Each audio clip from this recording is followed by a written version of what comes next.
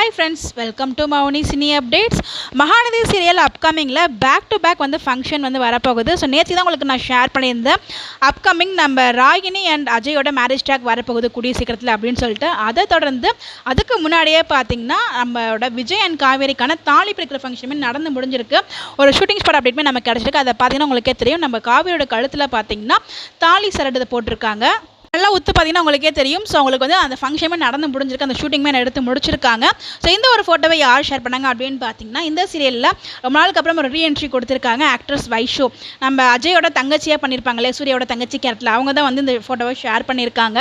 After ரிசப்ஷனுக்கு அப்புறம் once again இவங்க ரீஎன்ட்ரி கொடுத்துருக்காங்க. இதை தொடர்ந்து நம்ம அஜயோட மேரேஜ் இருக்கிறதுனால கண்டினியூஸாக அவங்களோட என்ட்ரியுமே இருக்கும் நம்ம எதிர்பார்க்கலாம். இந்த வீக் லாஸ்ட் வீக் ரெண்டுமே பார்த்தீங்கன்னா என்னடா இது என்ச்சோடனே விஜய் காவேரி ட்ராக்கை காமிப்பாங்கன்னு பார்த்தா, ஸோ கொஞ்ச நேரம் தான் அவங்களோட ட்ராக்கை காமிக்கிறாங்க. மற்றெல்லாம் சுற்றி வேற ஒரு ட்ராக் தான் காமிக்கிறாங்க.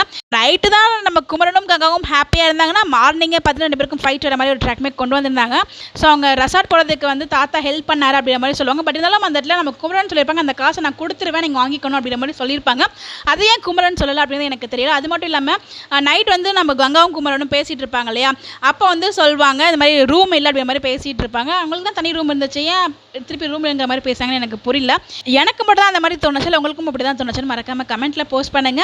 வெனிலா மாதிரி காவேரி இமிட்டேட் பண்ணதும் அவங்க 2 பேரோட கியூட்டான ஸ்மைலுமே ரொம்ப ரொம்ப அழகாக இருந்துச்சு. ஸோ ரொம்ப நல்லா இருந்துச்சு. கொஞ்ச நாள் காமிச்சாலும் ரசிக்கிற மாதிரி இருந்துச்சு.